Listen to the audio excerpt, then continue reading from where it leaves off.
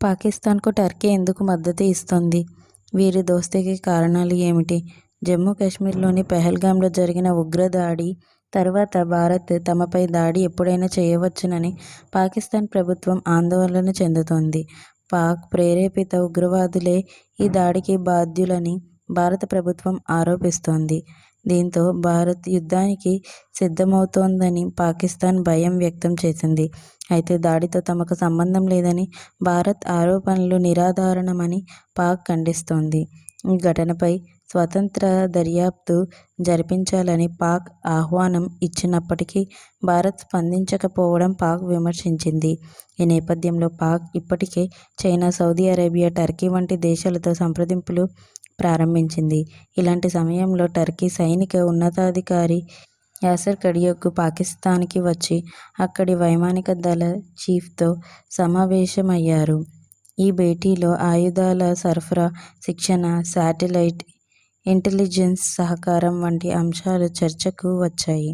భారత్లో ఉద్రిక్తతలు ఉన్న నేపథ్యంలో ఈ పర్యటన ప్రాధాన్యత సంతరించుకుంది. పైగా టర్కీ దేశం యుద్ధ నౌక పాకిస్తాన్ సమీపంలో ఉంది.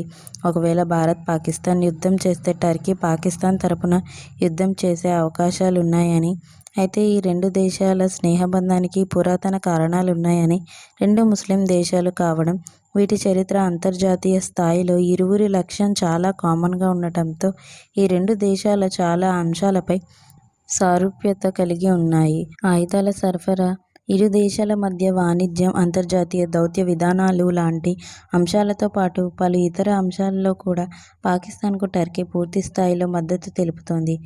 టర్కీ పాకిస్తాన్ చరిత్ర. పాకిస్తాన్ అనే దేశం భారత్ నుంచి విడిపోయి 1947లో ఏర్పడింది. కానీ టర్కీలో పాకిస్తాన్ స్నేహం అంతకంటే పురాతనమైనది. ఎందుకంటే ఖిలాఫత్ ఉద్యమం కోసం టర్కీలో యుద్ధం జరిగిన సమయంలో బ్రిటిష్ పరిపాలనలో ఉన్న భారతదేశపు ముస్లింలు టర్కీ దేశానికి అండగా నిలబడ్డారు. ఖిలాఫత్ ఉద్యమం కోసం భారతదేశం, పాకిస్తాన్ విడిపోక ముందు నుంచి టర్కీ దేశానికి ధనం, ఇతర సాయం అందించారు. ఆనాడు చేసిన సాయం ఇప్పటికీ టర్కీ మర్చిపోలేదు. అయితే భారతదేశానికి బ్రిటిషర్ల నుంచి స్వాతంత్ర్యం వచ్చాక పాకిస్తాన్ ఏర్పడింది. ఆ సమయంలో పాకిస్తాన్ అంటే భారతదేశంలోని ముస్లింలకు ప్రతీక అనే భావన ప్రపంచ దేశాల్లో ఉండేది. దీనికి కారణం మత ప్రాతిపదికన భారత్, పాకిస్తాన్ దేశాలు విడిపోవడం.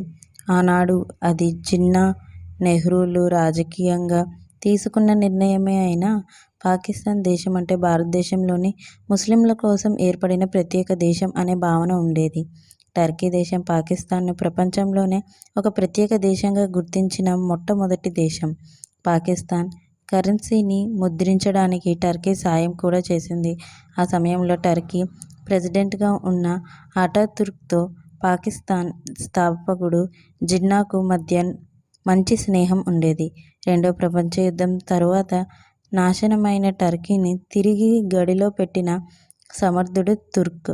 ఆయన అన్ని విధాలుగా పాకిస్తాన్కు అండగా నిలిచాడు. జిన్నాకు కావాల్సిన సాయం అందించాడు. టర్కీ, పాకిస్తాన్ దేశాల మతం, సంస్కృతి. పాకిస్తాన్, టర్కీ ఇవి రెండు కూడా ముస్లిం మెజారిటీ దేశాలు. ఇక్కడ అత్యధిక జనాభా ముస్లింలే. అందుకే ప్రపంచంలో ముస్లింలు ఎదుర్కొంటున్న సమస్యలపై ఇరు దేశాలు సంయుక్తంగా వ్యతిరేకించాయి. పాలస్తీనా ముస్లింలు ప్రపంచంలో ఇస్లాంపై ఉన్న వ్యతిరేకత అనే సమస్యలను రెండు దేశాలు కలిసి ఎదుర్కొన్నాయి.